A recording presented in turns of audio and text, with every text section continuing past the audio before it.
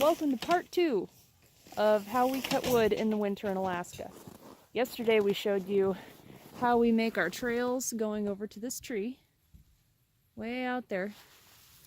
And now this is part 2, getting ready to do the actual cut. It's the next day, and the first thing we do is we're going to go into the shop and we're going to get the chainsaw ready.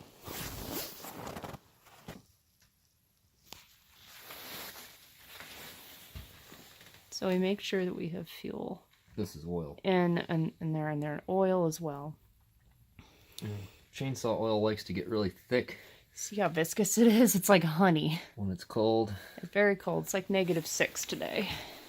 Some people run used motor oil in their saws, but I found that contains tiny bits of metal that can negatively impact the blade health. Yes. So I used the recommended oil that came with the saw. I'm sure there's YouTube guys out there that tell me I'm wrong for whatever reason, but... Well, don't worry about them. Check the fuel. Next thing we check is the fuel. This is our little gas can. Got a little bit of this premix. You see how it says chainsaw only? Because it's got oil in it. Yes, it does. Oh, That's a little too full. But a little too full, but you know, it'll be okay. Most of it will evaporate off. For you. So we check everything. We make sure the chain is got the right tension. Not so far that these little guys can pull out of the groove, but loose enough so that it can move. Yes, it's very important. Okay. The other thing we do is this little guy came with the saw, and he fits these bolts, and the screw adjusts the tensioner right here. There's a little screw right there, and the tighter you make it, the tighter the chain gets. It does this by pushing the bar outward. So we're right where we need to be, but I'm going to keep this in my pocket in so I don't case have to come all the way back to the shop when I need it. Exactly. And that's pretty much all there is to it. The other thing, you want to visually inspect your blade, or I shouldn't call it a blade, the chain. You want to make sure none of these guys are chipped or having a bad time, or they got any goop on them. Yep, exactly. And they look okay. Yep, they look okay to me. And it's very, very important to make sure that this thing is a complete working order before you begin. You don't just go out there with your saw and start cutting. People can get hurt doing that. You got to make sure that your tool is ready to go, because this thing is very serious. So now we're going to take the gas with us, because sometimes it runs out in the middle of a tree, and we want to make sure that we don't have to come all the way back. So now we're going to go to the actual tree. Okay, so this is the tree that we want to do. It's very big. And when I was saying spruce bark beetle, this is what I'm talking about. The beetles lay their larvae under the bark of the tree. And essentially, without going into too much scientific detail, the tree dies of thirst trying to defend itself. And so, underneath all that bark is hopefully very dry wood. And they're not always super dry. You think you got one that's dry, and sometimes it's a little damp on the inside, so it can make starting fires kind of a pain in the neck. But this one, we saw the branches go brown this summer. You wait till it's dead all the way. Actually, last summer, all the way to the top. It's got to be brown and dead, and it is pretty dead. Oh, it's snowing right now. As you can see, this tree has more branches on this side than it does on this side. And it's a little light. natural lean in this direction. Yes. It wants to go that way. I'm not going to fight it. We're going to let it go the way it wants to go. Whenever you fight a tree, you usually lose. That's very true. And they're going to go where they're going to go. So this tree told me it wants to go this direction. So that's the way we're going to fell it. We're going to start with a face notch on the side that we want it to go. Yep. And we're going to come back around and cut the back of it, and it should knock right down. The first is choke my saw. I got it on a full choke because it's cold out here. Yeah. I'm going to give it a couple of pulls. It won't start at first.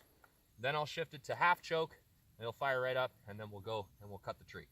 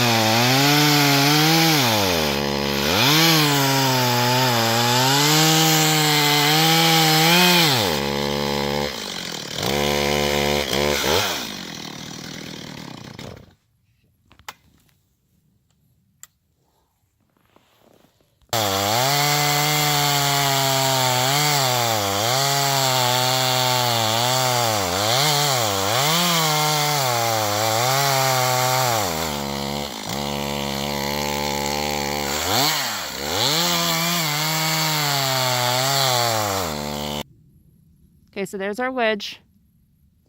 Hoping it will fall the way the wedge goes. Now Jason's going to put in what's called the back strap that goes back here and encourage it to fall. So because he's going to do that, I'm going to get out of the way. Okay, now that I'm at a safe distance and Jason's got escape routes planned for if he needs to bail from around the tree, he can run in the right direction. So now he's going to put in the back strap and this tree is going to go. Any second. There it goes. Timber! Woo!